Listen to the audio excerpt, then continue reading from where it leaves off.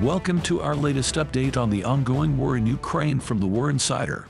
Main news from Ukraine on the morning of January 28, 850 Russians were killed in the past day.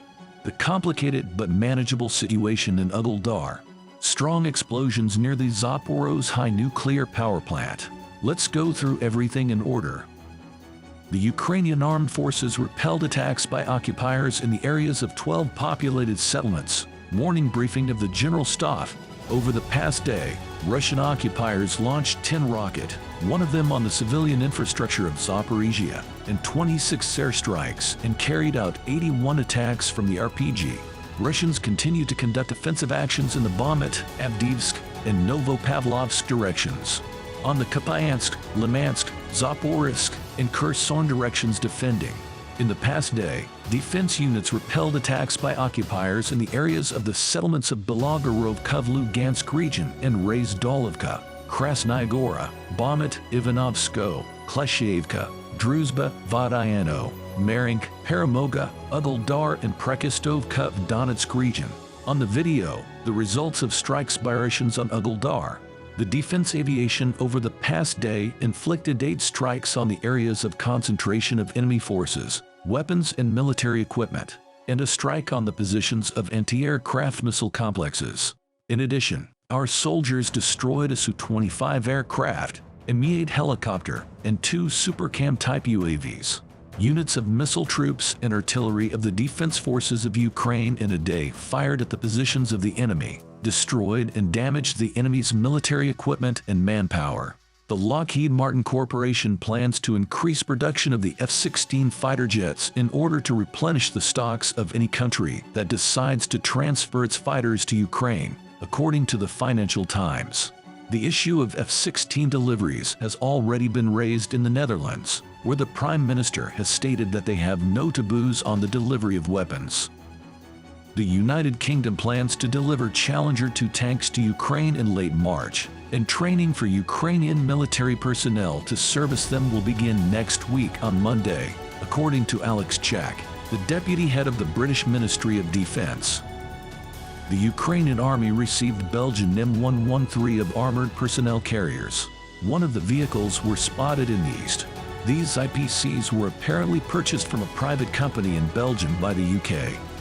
Also, the Ukrainian military will receive weapons worth €90 million from Belgium.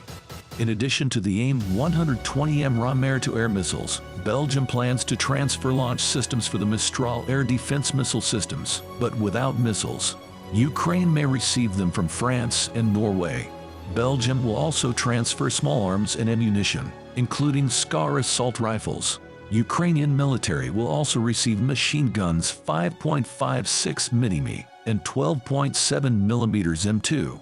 Furthermore, Poland will send 60 PT-9 tanks to Ukraine, along with the previously announced 14 Leopard 2 tanks, said the head of the Ukrainian General Staff Andriy Yermak. Hunters of drones are already in Ukraine, said Minister of Digital Policy Mikhail Fedorov. Currently, we have purchased 6 systems to counter enemy drones. These are the most modern defense technologies, protecting strategic objects in the U.S. The radar and signal suppression complex helps detect and block enemy UAVs and releases its own drones. Fordham Drone Hunter F700, an autonomous drone with radar control and artificial intelligence. It flies at speeds of over 100 kilometers per hour, intercepts and lands enemy drones, Fedorov noted. Russia is preparing a new offensive against Ukraine in February-March, according to Bloomberg. The publication notes that Russia wants to show the ability to increase its forces after losing initiative in the war, and to force Ukraine and its allies to negotiate a withdrawal of Russia's control over occupied territories. Bloomberg sources say that Putin believes that attracting more forces and being willing to accept new losses will allow Russia to win. Therefore, he may start a new offensive in February-March before Ukraine receives promised tanks from its partners. The MAG-80 has reported strong explosions near the Zaporozhye nuclear power plant. On January 25, around 10 o'clock local time, 8 strong explosions were heard and the windows of the offices on the factory vibrated. Today, there were even more, said the agency's director Rafael Grossi. Grossi called for a safe zone to be created around the station as soon as possible.